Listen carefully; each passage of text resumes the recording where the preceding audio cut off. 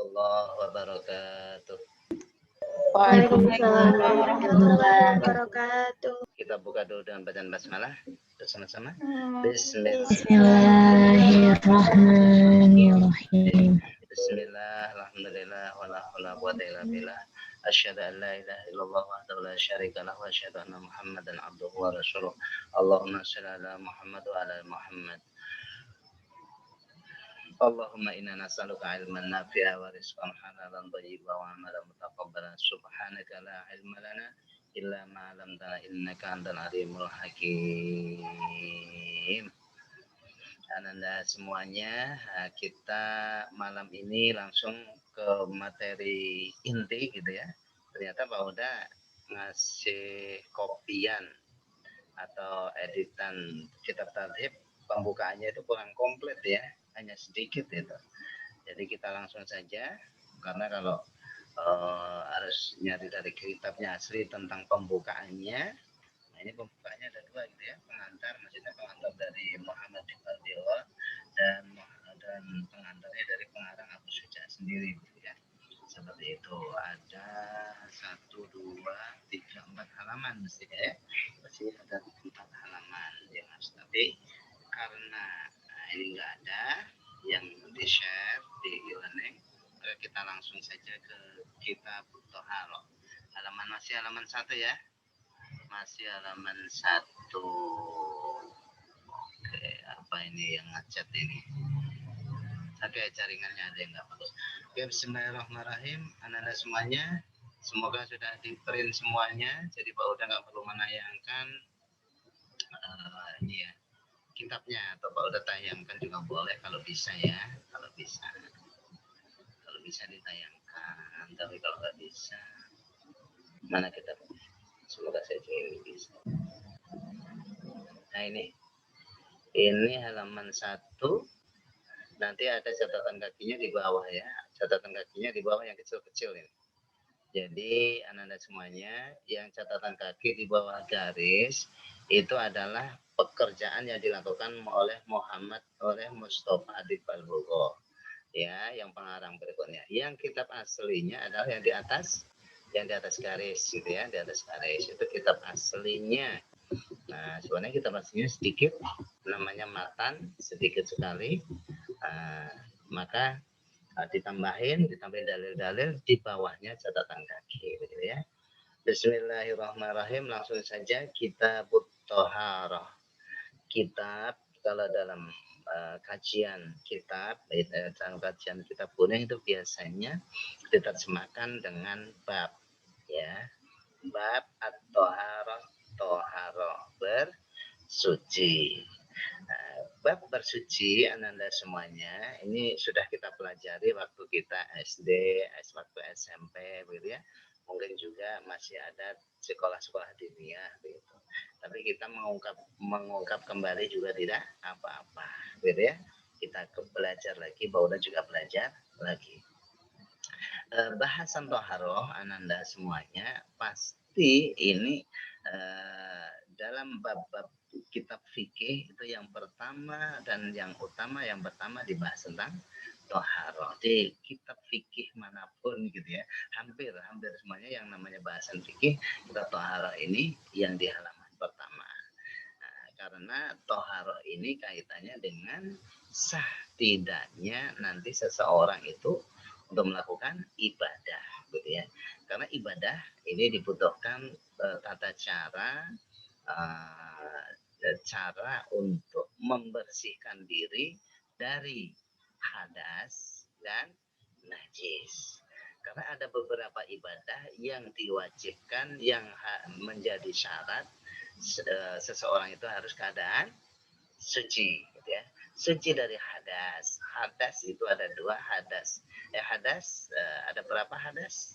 Ada 2 hadas kecil dan hadas besar. Nanti ada tata cara sebab-sebab yang menjadikan hadas kecil itu apa. Nah, nanti kita bahas di berikutnya apa hal-hal apa saja menyebabkan menjadi hadas besar itu apa saja.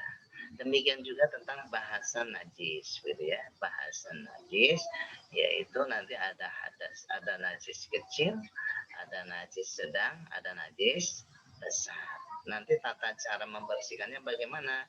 Nanti kita akan bahas di bab-bab berikutnya. Terus yang menyebabkan, ini menyebabkan najis kecil ini apa saja? Yang menyebabkan najis sedang itu apa saja? Dan yang menyebabkan najis besar itu apa saja? Dan cara membersihkannya. Nah, jadi kalau toharoh itu ya definisinya ya bersuci dari hadas kecil dan hadas besar dalam rangka untuk memenuhi syarat melakukan ibadah. Maka ini hal yang utama bagi kita gitu ya. Terus bahasan toharo yang utama yang dibahas di situ termasuknya adalah alat untuk membersihkan. Alat untuk membersihkannya apa? Nah, kalau dalam kitab ini adalah yang diutamakan adalah air itu terlebih dahulu. Karena bersuci itu bisa dengan air, bisa dengan yang lain kalau kondisinya tidak ada air. Nah, maka nanti juga akan dibahas gitu ya, alat-alat yang bisa untuk membersihkan itu apa saja gitu. Selain air, kalau memang airnya tidak ada. Dan sah untuk melakukan ibadah apabila sudah dilaksanakan gitu ya. Seperti itu. Nanti kita akan membahas tentang kondisi-kondisi darurat, baik kita berada di padang Sahara, baik kita ada di bandara, baik kita ada di kendaraan gitu ya. Bagaimana cara bersucinya? Kita nanti juga akan bahas. Kita bertoharo, bab tentang toharo, udah ulang gitu ya.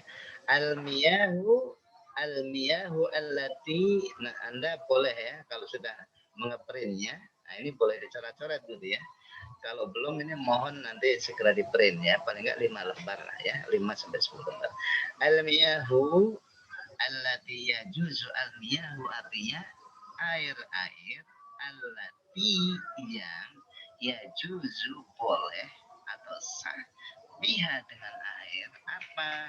Dengan air al-tathhir yaitu bersuci untuk bersih, sab'u miyahin ada 7 macam air. Al-miyah adalah semuanya ini jamak taksir. Jamak taksir, nah ini berasal dari al-miyah, awalnya kalau satu atau sedikitnya al-ma'u, jamak al-miyah. Al-ma'u al-miyah. Maka ketika jamak taksir ini secara global ini dikategorikan statusnya perempuan. Jadi mu'annas. Ini ajaran bahasa Arab ya. Mu'annas. Maka kalau mu'annas bukan alladhi yang dipakai tapi allati ya. Jadi juga perempuan. Isim mausulnya juga perempuan. Al-miyahul lati yajuzu yang boleh yang sah biha dengan air-air tadi at-tadhiru bersuci sab'u 7 miyahin ada 7 macam air gitu ya. Terjemahannya yang enak, air yang sah yang boleh dipergunakan untuk bersuci ada 7. Yang pertama ma'us samai, ini mudhaf ilaih ya, mudhaf ilaih sudah diajarkan. Ma'us samai, ma'uf mudhaf, as-samai mudhaf ilaih. Makanya yang belakang di kasroh gitu ya, di jer seperti. Dan di sini keras banget ya, sampai situ kedengaran keras ya. Tapi kalau udah lanjutkan terus. Ma'us samai, air langit. As-sama itu ketinggian, as-sumu. As-sama dari kata as-sumu atau al-ismun itu dari kata as-sumu artinya tinggi. Tapi kalau ma yang dari tinggi itu maksudnya air hujan ya. Jadi yang bisa untuk bersuci diantaranya satu air hujan. Wa ma'ul bahri. Wa ma dan air al-bahri, air laut. Nah, air laut ini kan asin ya. Nah, ini kok boleh gimana ya? Ada dasarnya enggak? Nanti kita akan bahas. ma'ul bahri, air laut. Dua. Yang ketiga, ma'un nahri, atau boleh dibaca nahri, dibaca nahari, boleh dua-duanya. Dan air sungai, ini juga boleh untuk bersuci, tetapi anak-anak semuanya ini tergantung sungainya. Kalau kondisinya di perkotaan gitu ya, kalau di dekat Insan Cendekia itu ada kota Tangerang, itu ada sungai Cisadane. Nah, itu warnanya sebagian di air itu udah agak hitam, ada yang kemerahan, ada yang ini karena dekat pabrik-pabrik besar. Jadi limbah-limbah pada masuk sungai, atau masuk limbah-limbah yang ada di rumah tangga begitu ya, semuanya masuk ke sungai. Jadi berubah warnanya. Tapi yang dimaksud ma'un nahari ini adalah air yang masih murni begitu ya, yang masih asli, air sungai yang masih asli. Yang berubah nanti kita bahas materi berikutnya. Wa ma'ul bi'ri, dan ma'ul bi'ri, bi'run artinya sumur, ma'ul bi'ri. Nah, mubah sekali lagi. Ma'ul bi'ri, air sumur. Air sumur ini juga bisa kita pakai ya. Wa ma'ul aini, wa ma'ul aini, ma air, aini mata. Air mata kok bisa ya, maksudnya ini mata air gitu ya, sumber. Ma'ul aini, ma'ul sumber, atau air sumber. Yang ke 6, wa ma'ul salji, ma'ul salji. Yang keenam adalah air salju. Ada air salju ini bagian negara-negara kutub atau daerah utara atau daerah selatan banget begitu ya. Nah, ini yang kutub utara ini saljunya kan banyak, atau daerah yang 4 musim ini biasanya ada musim salju. Ya. Ini bisa dipakai untuk bersuci. Caranya bagaimana? Kalau salju itu digosok-gosok, nah ini kan membekas airnya, pasti cair gitu. Itu bisa membersihkan baik untuk najis maupun untuk bersuci seperti wudhu gitu ya, seperti wudhu, atau bahkan untuk mandi besar. Nah ini gimana caranya ini, karena dingin begitu. Kalau memang adanya air salju ya sudah dipakai. Yang terakhir wama'ul barodi atau wama'ul barod. Wama'ul barodi ini ada yang menerjemahkan air embun, ada yang menerjemahkan air es gitu ya. Sebagian ulama menerjemahkan air es. Karena apa? Ada air es karena al-barod kalau dalam kamus itu habbul ghamam, bijinya awan. Nah, ini kalau di daerah-daerah tertentu itu kan ada hujan es yang kalau hujannya itu yang bersuara gitu ya, sebesar batu kerikil atau agak besaran gitu. Tapi ada yang menerjemahkan di sini air embun gitu. Jadi ada 7 air yang bisa dipergunakan untuk bersuci baik hadas kecil maupun hadas besar, termasuk mensucikan najis atau istinja.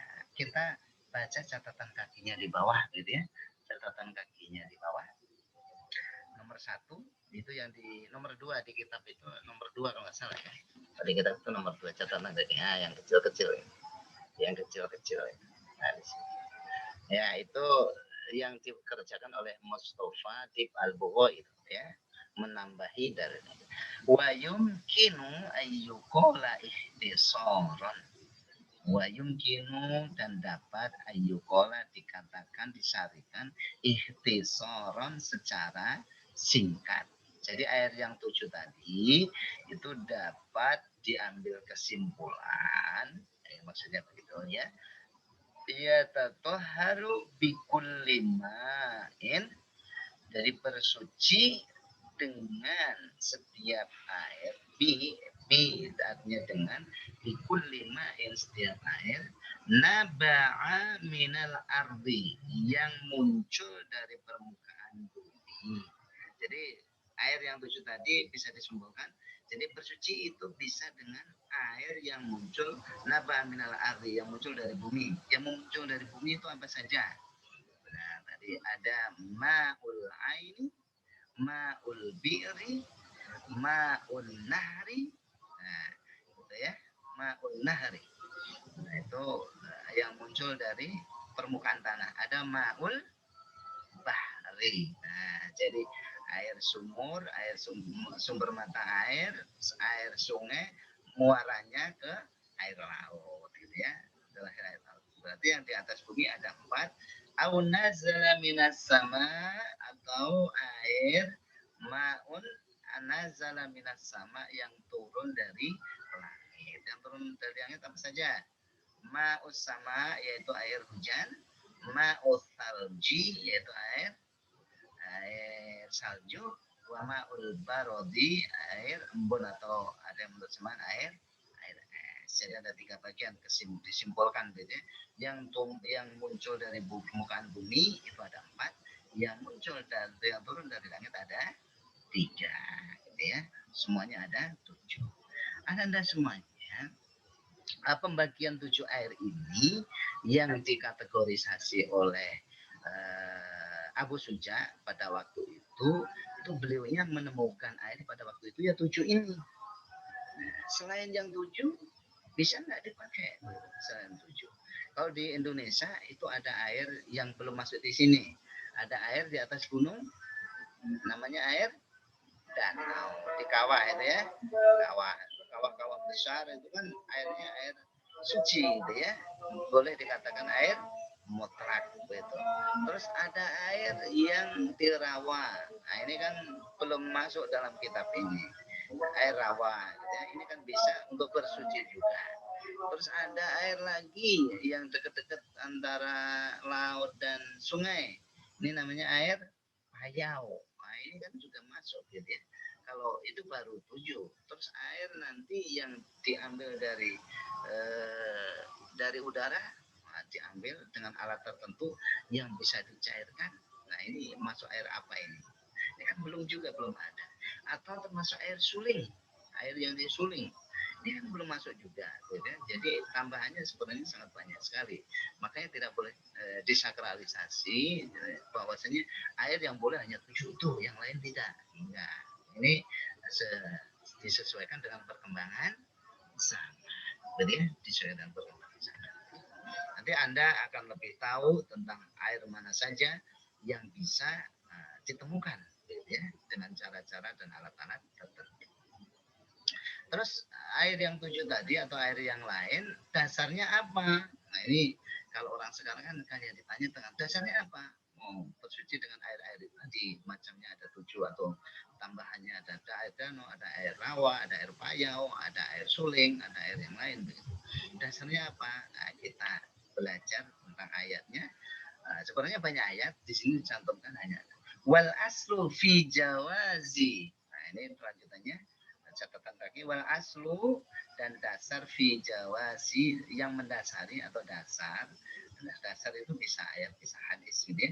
Fi jawazi tatahuri, bolehnya bersuci bihadhil ya, dengan air ini, yaitu 1 ayat minha.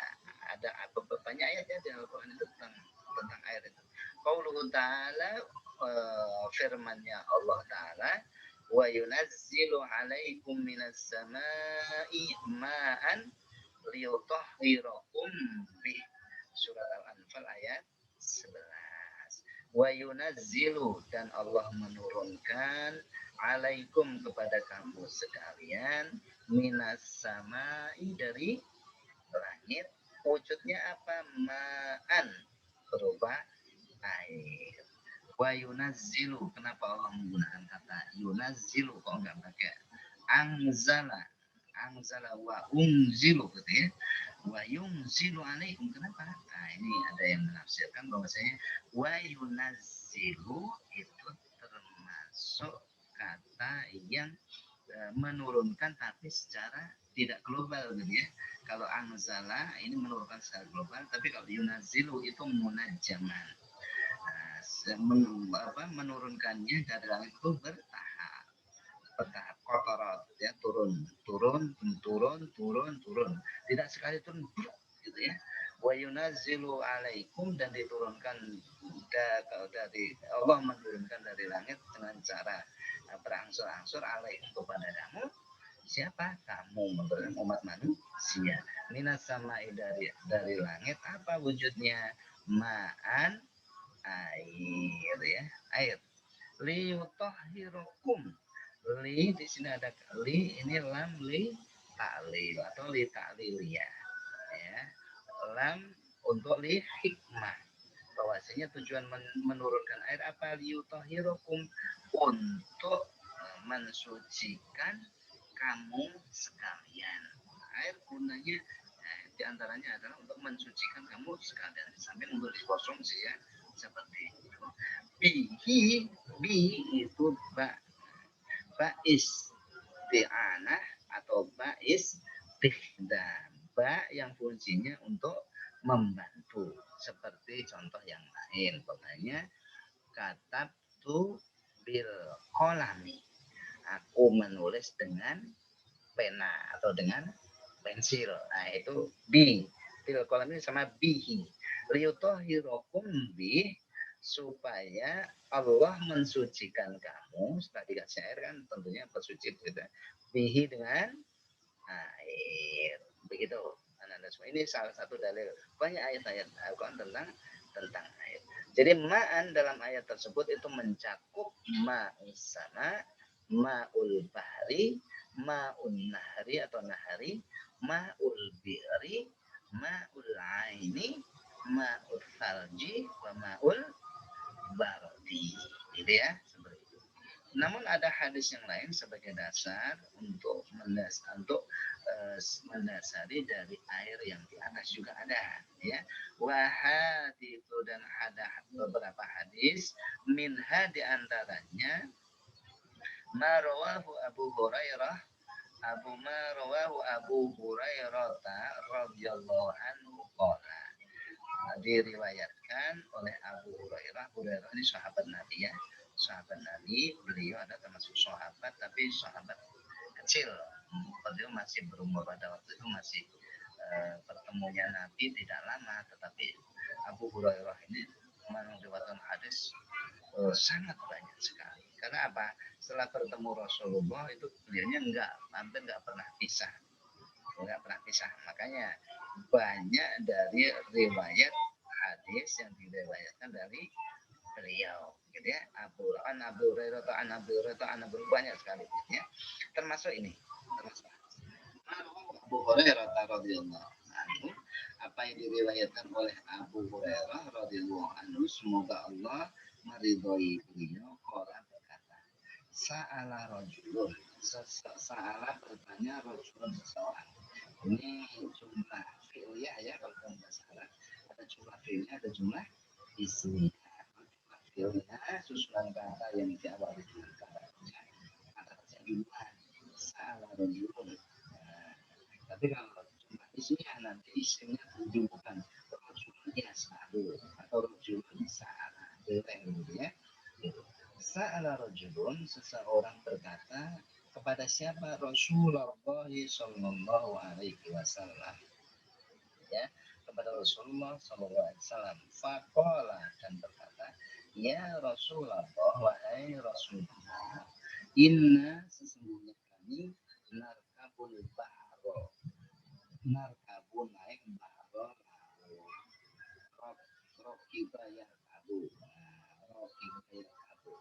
Ini nahnu narkabu, ana arkabu, anta tarkabu, gitu ya. Kalau dalam susunan sesuai dengan domirnya begitu. Inna, sesungguhnya kami, narkabu naik al-bahro, maksudnya di lautan, maksudnya berlayar ya. Pada waktu itu berarti sudah ada orang-orang yang berlayar, entah mencari ikan atau transportasinya memang kapal, gitu ya.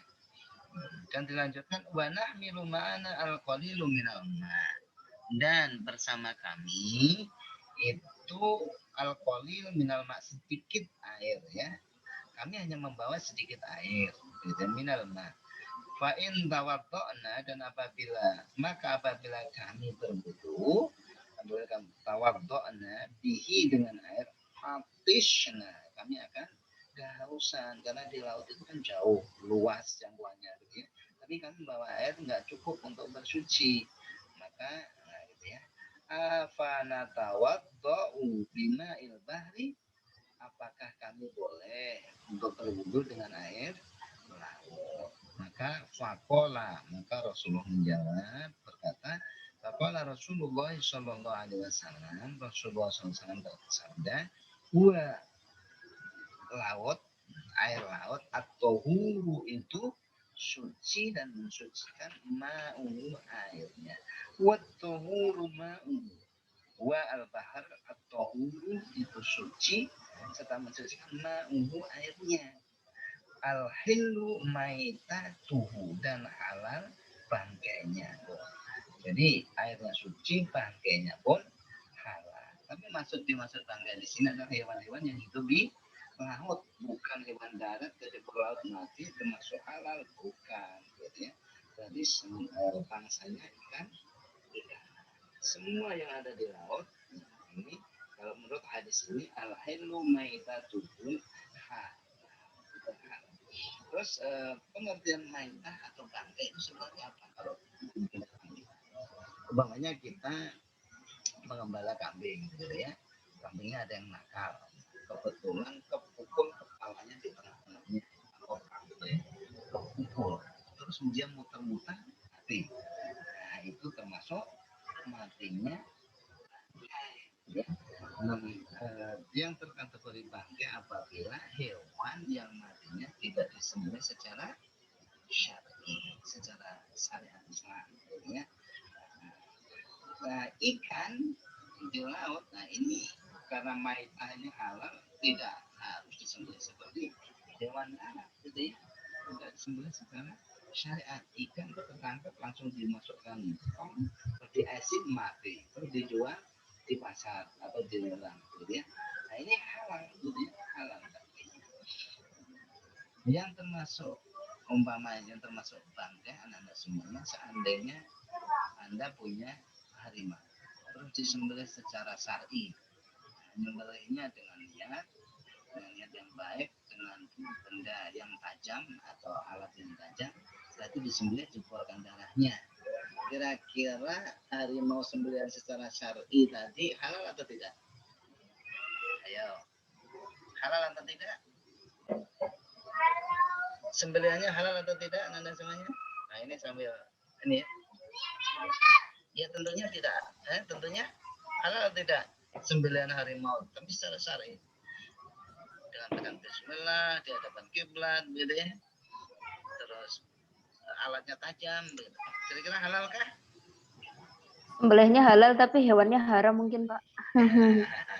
Itu kalau syaratnya yang namanya sembelihan halal adalah satu, ada niatnya menyembelih, yang kedua hewannya hewan halal, yang ketiga tata caranya sesuai syariat Islam. Berarti singa, harimau, hewan-hewan buas disembelih secara syar'i itu termasuk maitah. Maksudnya tidak boleh dimakan karena statusnya haram, ya. Barangnya haram, disembelih sebelah pun tetap haram. Ini ya, seperti ini. Terus al-hillu maitatuhu, maksud al-hillu maitatuhu dalam hadis tersebut ialah ayyuk kaluma mata fihi.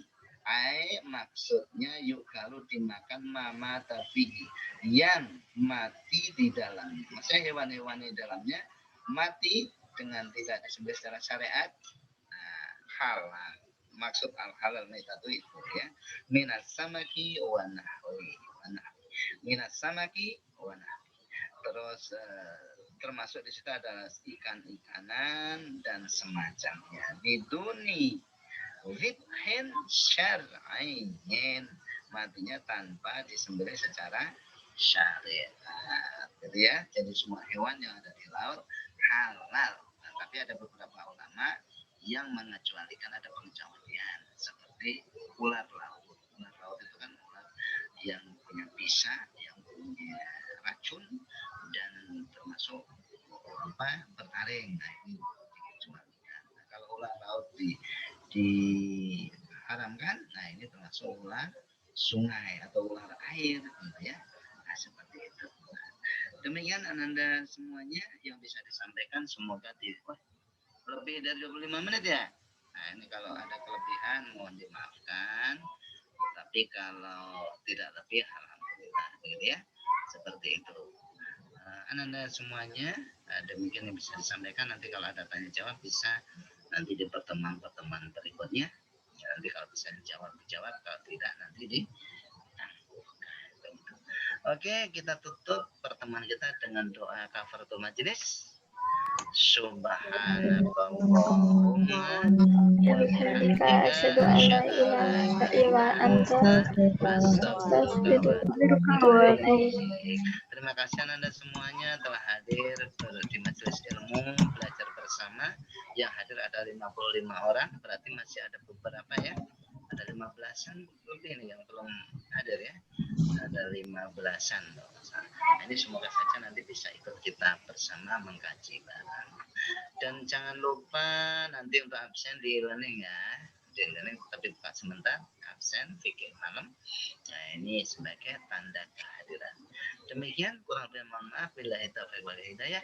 Wassalamualaikum warahmatullahi wabarakatuh. Waalaikumsalam warahmatullahi wabarakatuh. Terima kasih, Pak.